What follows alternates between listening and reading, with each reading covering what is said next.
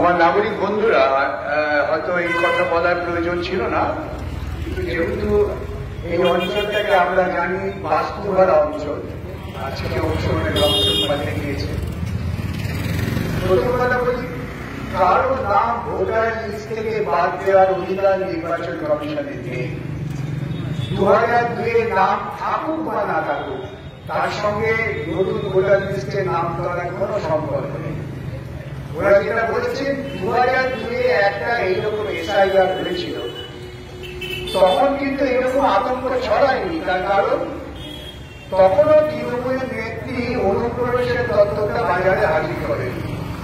2002 নির্বাচনের পর তৃণমূলের নেত্রী পার্লামেন্টে অসভ্যতা করে বলেন যে পশ্চিমবঙ্গে নাকি অনুপ্রবেশে ভরে গেছে, অর্থাৎ সব অনুপ্রবেশকারীরা পশ্চিমবঙ্গে আছে। তখন তিনি বিজেপির সহযোগী ছিলেন, বিজেপি এটাকে অস্ত্র করেছে। অস্ত্র করে দেখবেন ঠিক বিহার নির্বাচনের আগে, একথা আমি বহুবার বলেছি, বিহার নির্বাচনে বিজেপি খুব ভালো অবস্থা ছিল না, তাই প্রথমে পাহেলগাঁও করা হলো এবং তারপরে এসআইআর। এই করে তারা বিহার নির্বাচনটাকে ম্যানেজ করার চেষ্টা করেছেন। দেখা যাচ্ছে আপাতভাবে সফল হয়েছে, কিন্তু বিহারের এসআইআর করার পর একজন অনুপ্রবেশকারী নাম খুঁজে পাওয়া যায়নি। যদিও অমিত শাহ চাচাচ্ছেন ঘুষপেটিয়া বলে, যারা ওদের ঝান্ডা নিয়ে ঘুরছেন তাদেরই দুদিন বাদে অমিত শাহ ঘুষপেটিয়া বলে দেবেন, যদিও বামপন্থীরা ভাবত।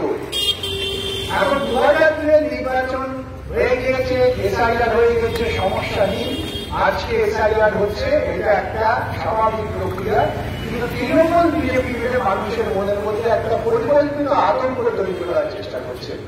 আপনারা কেউ আতঙ্কিত হবেন না, প্রত্যেকের নাম ভোটার লিস্টে তোলা হবে, কোন ডকুমেন্ট এখন দিতে হবে না।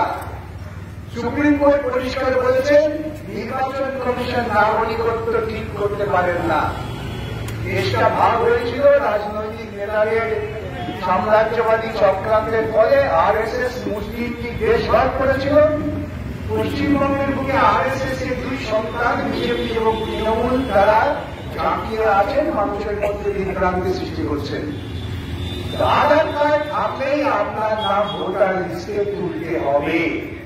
যার 18 বছর বয়স হয়েছে তার নাম উঠবে, যিনি মারা গিয়েছেন তার নাম বাদ যাবে, যদি কারো নাম ডুপ্লিকেট থেকে থাকে বাদ যাবে। এটা স্বাভাবিক প্রক্রিয়া, এর মধ্যে কোন রকম আতঙ্ক কিছু নেই। যতই বিজেপি তৃণমূলের নেতারা আপনাদের মধ্যে আতঙ্ক লাগাবার চেষ্টা করুন, আমি আপনাদের কাছে নিবেদন করব, নিজেদের অধিকারটাকে নষ্ট করবেন না। ভোটার লিস্টে নাম তুলুন, তারপর আপনার পছন্দ মতো যাকে ভোটার ভোটে নাম তোলার ব্যাপারটা নিশ্চিত করুন। আবার বলি, 2002 নাম থাকুক বা না থাকুক, তার সঙ্গে নতুন ভোটার লিস্টের নাম তোলার কোনো বিরোধ নেই। ওরা যেটা বলার চেষ্টা করছেন, 2002 ভোটার লিস্টের নাম থেকে থাকলে ওরা কোন রকম অনুসন্ধান করবে না, অর্থাৎ তারা পাশ করে গেলে তারপরে তাদের নাম তোলা হবে।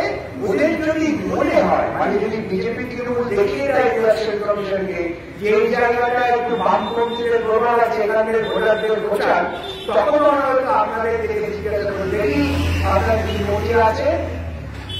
প্রত্যেকেরই নথি আছে, নির্বাচন কমিশনের ইচ্ছা মতো নথি নয়, সুপ্রিম কোর্টের নির্দেশ মতো। আমি সব জায়গায় বলি, আধার কার্ড তো জন্ম থেকে মৃত্যু পর্যন্ত আধার কার্ড থাকে, তাহলে যে আধার কার্ড থাকলেই ভোটার লিস্টে নাম উঠবে, এইটুকু ব্যাপারে আপনারা নিশ্চিত থাকুন, কোনোভাবেই আতঙ্কিত হবে না।